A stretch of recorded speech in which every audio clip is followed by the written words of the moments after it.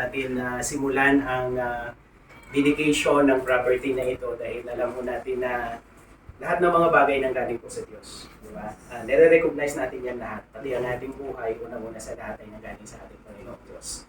So, isa yan na gusto muna natin recognize ang giver ng gifts na ito. Okay?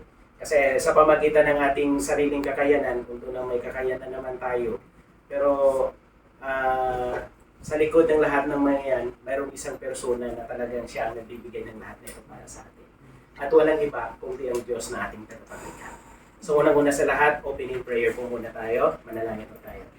Dakilang Diyos, as we start sa dedication service na ito sa property na pinagkaloob niyo po kay Sister Rowena at saka sa kanyang family, nare-recognize po namin, Panginoong Diyos, ang inyong kadakilaan sa aming buhay.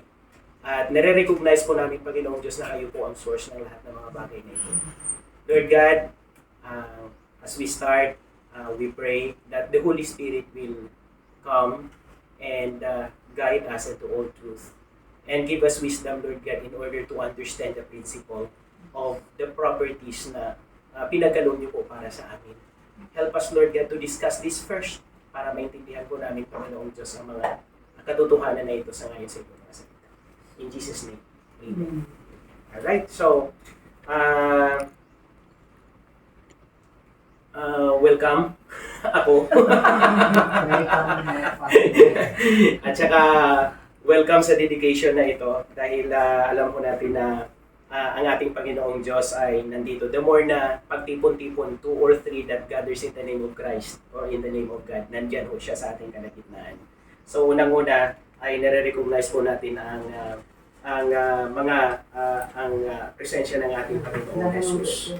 At sa Luke chapter 10 verse 5, ay dito po natin nakikita na may mga bagay na dapat nating i-dedicate. Unang-una, kahit sa ano lang, unto the Lord for this home. Okay? For this home. Not just a house. Iba kasi ang bahay lang eh. Iba ang tahanan. Okay? Lahat po tayo naiintindihan po natin kung ano ang tahanan at kung ano ang bahay. Kung minsan ang focus lang ng mga tao, bahay, tinitingnan ng malaking bahay, tinitingnan ng malaking mansyon, tinitingnan ang kung ano-ano pa na nasa loob ng bahay. Ngunit nakakalimutan nila, minsan natitingnan ang mga tao na nasa loob ng bahay. Dahil yun ang pinaka-importante sa lahat. Ang tao sa loob ng bahay, mas importante kaysa sa bahay. Di ba? Halimbawa sa mga properties na nasunog, kahit na milyon-milyon ang investment ng building, pero pag mayroong tao doon, talagang nire-rescue pa rin. Because people are more important than properties. Lumayo siya sa Panginoon, no? Dahil sa kayamanan na meron siya. Kayamanan lang ang pag-uusapan. Grabe, ang ginto ni Solomon, tansya. Katanyagan lang, sikat si Solomon. Katalinuhan ang pag-uusapan, matalino si Solomon. Marami siyang property. Marami pa nga siyang asawa eh. 300 wives ang na-describe doon. And 700 wives, and 300 concubines. Pero ang pag-asawa doon ni Solomon, it's not for sexual purposes, but for political purposes. Dahil sa katalinuhan niya, inasawa niya ang prinsesa ng Egypt para at least kung biyanan niya ang hari ng Egypt, hindi sasalakayin ng Israel. Di ba? Mayroon pang biyanan na talagang inaaway niya ang kanyang manugang. Wala ano. Yung prinsipyo, that is the words of wisdom. Pero sabi niya, here comes sa life niya na nagsabi siya, I hate life. Alam niyo kung bakit? Dahil ang lahat na napundar ko, iiwan ko lang naman ito sa mga tao na hindi marunong mag-ingat nito. Ang napakahalagang bagay na nasa iyo ngayon, pag hinawakan na, pag wala ka na at hinawakan na ng ibang mga tao, hindi sila marunong mag-value. Diba? Pagkatapos, hindi sila marunong mag-value. Kaya ba sa mga buildings, maraming na-establish na buildings si Solomon noon. Ang temple ng Jerusalem noon ay full of gold yun. Gold, ginto. Pero alam nyo, nung wala na siya, ay binakbak. Sinunog pa, di ba? Kinuha ang mga ginto na nandun. Ang lahat ng mga precious stones na nandun. So, iniwan lang sa mga tao na hindi marunong mag-ingat. So, anong point po dito? Ang point po dito that you have important value than your property. Di ba? Ang sabi nga na sa Mark, sa book of Mark, that what shall it profit a man if he shall gain the whole world, but lost his own soul? Kahit ano man, ano bang mapagpala ng tao ano bang mapagpala ng tao kung mapasa kanya ang buong mundo, pagkatapos ang kanyang kaluluwa ay mawawala ng kanya. Di ba? Kaya si Solomon, ang sabi niya, remember now thy Creator in the days of the youth. Alalahanin mo ang iyong tagapaglikha sa mga panahon na may lakas ka pa. Diba? So this is the words of wisdom that Solomon imparted to all of us na nakarinig ngayon. No? Sa lahat ng isa sa atin na nakarinig ngayon na we have to remember God in our lives. We have to acknowledge Him in our lives. Kasi siya naman talaga lahat. Siya naman talaga lahat. So, how would we recognize God in our lives? Una-una sa lahat. First of all, we have to recognize that God is the owner also of this life. He is the giver of this life. Una, dahil ang layo. Pangalawa siguro, dahil hindi ko tanggap. Tanggap niyo ba? Hindi rin. Okay, dahil hindi natin tanggap na nanggaling tayo sa unggoy. Kaya hindi tayo naniniwala na ang tao ay nanggaling sa unggoy. So God is the giver of this life and He will sustain it. But the truth is, Satan, the enemy of God, diba? Lumipat yan from generation to generation. Dahil alam naman po natin na sa Bible, nanggaling talaga tayo kay Adan at kay Eva na nilikha ng Diyos. Okay? Doon talaga tayo nanggaling. Diba? Dahil gusto niya iligtas tayo. Nung ang mga angels, mga fallen angels, nung nagkasala sila, walang redemption para sa kanila, pero nung tayong mga tao nagkasala, mayroong redemption sa atin. Dahil bahal tayo ng Diyos. Pinadala niya ang kanyang buktong na lang si Jesus Christ nung nakaraan ng Christmas. Pero ang Christmas celebration, hindi yan inuman, sayawan, kantahan, or whatever. Ang totoong Christmas is the celebration of Christ's birth. Birth. For what? For the redemption of those people na willing na magpilig sa Kanya. Kaya sabi sa John 3:16, datapot gayon na lamang ang pagsinta ng Diyos sa sanlibutan na binigay niya ang kanyang buktong na anak, na kung sino man ang sumampalataya sa Kanya ay hindi mapapahamak kundi magkaroon ng buhay na walang hanggan. I don't know kung ma-memorize ko pa sa Ilocano, but it says, ano ba yan? For God so loved the world. Na-memorize ko yan dati sa Ilocano. Ang hirap na mag-iwas. Kahit nga kaming mga nga siya sino man nga mamati kaya na saan nga mapukaw ludig at maadaan tibiyang ng hangganan. O di ba? Simple ang proseso ng ating Panginoong Diyos with regard sa kaligtasan. Kasi tayong mga tao, ang totoo lang, hindi tayo puro physical. Di ba? Physical lang natin ang namamatay, pero ikaw mismo ay immortal, hindi ka namamatay. Ang kaluluwa at saka espiritu mo hindi namamatayan. Kaya pag time na namamatay ang tao at ma-separate yung kaluluwa at saka espiritu, ang kaluluwa at saka espiritu may pupuntahan yan. Ang katawan ay babalik sa alikabok sa lupa. Di ba? Ganun ang explanation sa Bible. So saan pupunta yan ngayon? Ang kaluluwa at espiritu. Hindi naman yan tinuturo sa aklat ng science kung saan pupunta.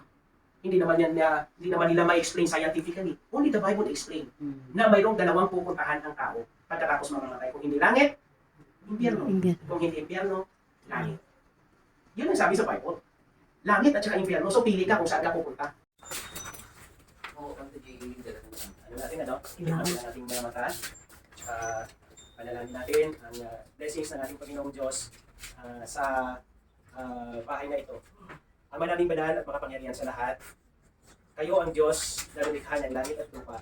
Kayo ang Diyos na nagpadala ng inyong bugtong na anak na si Jesus para sa aming kaligtasan. Ina-acknowledge po namin, Panginoong Diyos, na kayo ang may-ari sa property na ito. At in-charge niyo po ito, Panginoong Diyos, kay Ate Rowena, na pangalagaan at bantayan. Dalangin po namin sa inyo unang-una sa lahat ang mga pagpapala, Panginoong Diyos, na papasok sa pamamahay na ito. We rebuke, O God, sa lahat ng mga masasamang bagay na pumapasok sa pamamahay na ito, pigilan niyo po sila, Panginoong Diyos, sa pamagitan ng inyong kapangyarihan. Sa pamagitan ng kapangyarihan ng inyong banal na dugo na umagos dun sa cross ng Kalbaryo, pigilan niyo po, Panginoong Diyos, ang anumang masamang bagay, masamang elemento, anuman namang kasamaan, Panginoong Diyos, na papasok sa pamamahay na ito. Bagkus, Panginoong Diyos, kayo po ang mag-bless ng bahay na ito na lahat ng mga bagay na maayos ay ito po, Panginoong Diyos, ang papasok sa bahay na ito. We expect, Lord God, and we believe that you are our God who controls everything, who controls all circumstances, Lord God. In our prayer to you, that you will bless this house, you will bless the entrance of this house. Marami man po mga masasama na umaharang sa mga papasok nito ng mga magagandang bagay. We rebuke them also, Lord God. And it is our prayer that your word, the Holy Spirit, and your precious blood that you shed at the cross of Calvary, kayo po, Panginoong Diyos, ang tumulong sa bahay nito at magtatay natin sa pangalan natin, Panginoong Jesus. Again, Heavenly Father, we continue to pray to you this place. We believe, Lord God, that the enemy wanted to destroy everything that you have given to us. You want to bless us, and you want us to be happy. But then the enemy, Panginoong Diyos, gusto niya pong sirain ito ang lahat ng mga bagay na inyong ginawa para sa akin. Makapangyarihan po kayo, Panginoong Diyos, sobra sa kanila. At kami po ay nanalangin at binutulog sa inyo, Panginoong Diyos, ang lugar na ito na ingatan niyo po. Bantayan niyo po at pagpalain niyo po ito, Panginoong Diyos.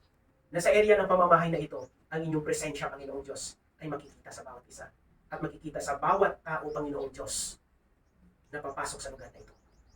Praying, Lord God, for the presence of the Holy Spirit.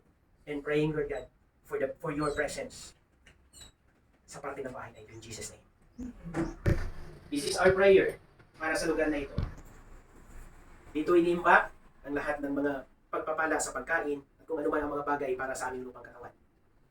May mga bagay din po at mga masasama na humahadlang, Lord God. But our prayer that you have to rebuke them again. Paalisin niyo po sila sa lugar na ito at ilagay niyo po, Panginoong Diyos, ang mga pagpapala, Lord God. Na ito po yung lugar na ito, Panginoong Diyos, ay maging source also of blessings to those people na talagang nandito.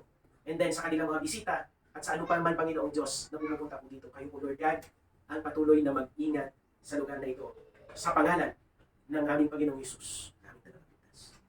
Punta ko tayo, once again. Ang lugar ng kapahingahan, Panginoong Diyos, every night, or for us, Lord God, ay blessings nyo rin po ito sa amin. This is a part of God, this is a part of this house na kung saan, Panginoong Diyos, maging maayos ang aming pagpapahinga. Na walang nagdidisturbo at walang anumang bagay na makakapag-disturbo, Lord God. Dalangin po namin na ito po yung lugar na ito, Lord God. Tanggalin niyo po ang anumang kapangyarihan ng Diablo sa lugar na ito. Sa pamagitan ng iyong banal na dugo na umagos doon sa cross ng Kalbaryo. Tanggalin niyo po sila, Panginoong Diyos. Paalisin niyo po sila sa lugar na ito. And may your Holy Spirit be with this place, Lord God. Na kung sino man ang nagpapahinga sa lugar na ito, bigyan niyo po sila ng magandang tulog at pagpapahinga, Panginoong Diyos, na maayos, Lord God. Dalangin po namin ang iyong presensya. Dalangin po namin, Panginoong Diyos, ang iyong pagpapala. At dalangin po namin, Panginoong Diyos, ito yung lugar na ito na ingatan niyo po. At bigyan niyo po sila, Panginoong Diyos, ng mga pagpapala habang sila po ay nandito. Ma-realize po nila, Panginoong Diyos, na kayo ang makapangyarihang Diyos. Kayo ang nagmamayari ng lugar na ito. At kami po, Panginoong Diyos, ay pinagpala niyo po. Sa pangalan ng aming Panginoong Hesus namin kanapagligtasan, pinidicate this. You are the owner of this. This room, tulungan niyo rin po ito, Panginoong Diyos. As what we have prayed from the other rooms, Lord God, na pagpalain niyo po, this is also our prayer to this room. Na patuloy niyo pong tulungan at bigyan ng kapayapaan kung sino pa ang Panginoong Diyos ang mga nakatira po dito. Iiwas niyo po ito sa anumang sakuna. Iiwas niyo po ito, Panginoong Diyos, sa anumang disgrasya. Tulungan niyo po, Panginoong Diyos, ang mga nasa bahay na ito. Maging, Lord God, ito po yung parte na ito para sa kanilang business. Also, Lord God, that is the source of income for them. They are praying for that. And they believe, Lord God, na magbigay din po kayo ng blessings para sa kanilang business, Panginoong Diyos. Ano man ang ipapatayo nila sa lugar na ito, Lord God, kayo po ang patuloy na tumulong at paggabay, magbigay ng wisdom kung paano may palakad ng maayos, Panginoong Diyos, at kung anumang business meron sila. Kayo po ang Diyos na nagbibigay ng wisdom. Kayo po ang Diyos na sapat ang kaalaman para sa lahat ng mga bagay. Kaya sa inyo po namin pinagkakatiwala, Lord God, ang mga bagay na ito. Sa pangalan ng aming Panginoong Hesus namin tagapagligtas. Amen. Okay, ng bahay na ito, once again. Pinag-pray din po namin sa inyo na tulungan nyo rin po ito, Lord God. Na walang parte ng bahay na ito na pagmamayari ng kaaway. Kung di, Panginoong Diyos, lahat ng mga bagay na ito, ikaw ang nagmamayari, Panginoong Diyos. Lahat ng parte ng bahay na ito, kayo po ang nagmamayari. This is our prayer, Lord, that you have to bless also this place. Na kung ano man ang purpose po nito, Panginoong Diyos, ay maging maayos po ang kanyang function, Lord God, at lahat maging maayos po para sa katiwasayan, Panginoong Diyos, ng mga tao na nandito sa pamamahay na ito. Pagpalayo rin po, sa inyo rin po pinagkakatiwala, Lord God, maging ang parte ng bahay na ito. In Jesus' name. Ang ating Panginoong Diyos ay maging sa bahay na ito. Proteksyon sa anumang sakuna, proteksyon sa anumang kasamaan, at ang pamamahay na ito ay magkaroon ng kagalakan ng bawat isa at saka sa mga nakatira sa bahay na ito. Panginoong Diyos, sa muli, sa inyo ko po pinagkakatiwala ang buong pamamahay na ito. Ang lahat ng mga nakatira dito, Panginoong Diyos. Kaya Ate Rowena, kayo po ang patuloy na magpala sa kanya, mag-bless sa kanyang buhay. At lahat, Panginoong Diyos, na parte ng pamilya, we are praying for the unity sa lahat ng members ng family. In Jesus' name, Amen. Okay? Wala ko ano ngayon. Antayin natin ang rotation.